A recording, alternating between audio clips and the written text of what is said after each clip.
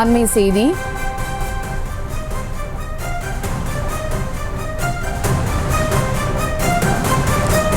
நெல்லை கிழக்கு மாவட்ட காங்கிரஸ் தலைவர் கை கால்கள் கட்டப்பட்ட நிலையில் சடலமாக மீட்கப்பட்டிருக்கிறார். மாவட்ட காங்கிரஸ் தலைவர் ஜெயக்குமார் சடலமாக மீட்கப்பட்டு கை கால்கள் கட்டப்பட்டிருக்கின்றன.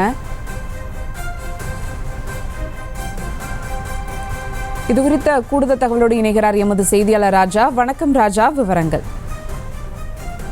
வணக்கம் சுதா.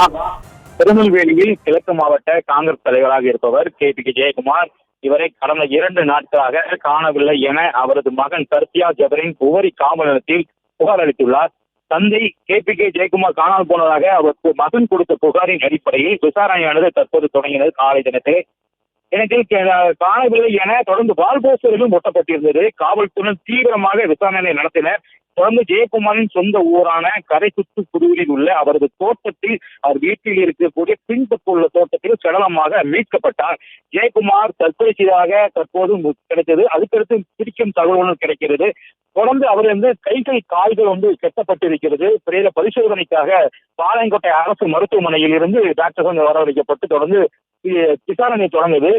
அங்கிருந்து அப்போது அவருடைய உடலானது எடுக்கும் பொழுது 2 கைகளும் 2 கால்களும் கெட்டி இருக்கப்பட்டிருக்கிறது. அவருடைய தோட்டத்தில் எரிக்கப்பட்ட நிலையில் பெட்டியில் அடைக்கப்பட்டிருந்திருக்கிறது. இதை மீட்கப்பட்டு பாளையங்கோட்டை அரசு மருத்துவமனையில் அனுமதிக்கப்பட்டிருக்கிறார். தொடர்ந்து அங்கு 5 தனிப்படை போலீசார் தீவிரமாக விசாரணை மேற்கொண்டு வருகின்றனர். ஏற்கனவே ஜெயக்குமார் தனக்கு தொடர்ந்து கொலை மிரட்டல் வருவதாகவும், தனது வீட்டு வளாகத்தில் முன்பாக இரவு நேரத்தில் மர்ம நபர்கள் நடமாட்டம் இருப்பதாகவும், கொலை மிரட்டல் வருவதாகவும் ஏற்கனவே கடந்த ஏப்ரல் 30ஆம் தேதி நெல்லை மாவட்ட காவல்துறை கண்காணிப்பாளர்களுக்கு அலுவலருக்கு ஒரு கடிதத்தை அனுப்பியிருக்கிறார். அதன் அடிப்படையிலும் விசாரணை தற்போது தொடங்கப்பட்டிருக்கிறது. அவர்கள் இருக்கக்கூடிய வீடு மற்றும் உறவினர்கள் மற்றும் காங்கிரஸ் கட்சியில் இருக்கக்கூடிய தலைவர்கள் உட்பட, மாவட்ட தலைவர்கள் இருக்கக்கூடிய மாவட்ட வட்ட செயலாளர் உட்பட அனைவரிடமே தீவிர விசாரணையாக மேற்கொண்டு வருகிறார்கள். தொடர்ந்து அவருடைய உடல் பாளையங்கோட்டை அரசு மருத்துவமனைக்கு அனுப்பி வைக்கப்பட்டிருக்கிறது. சுபா.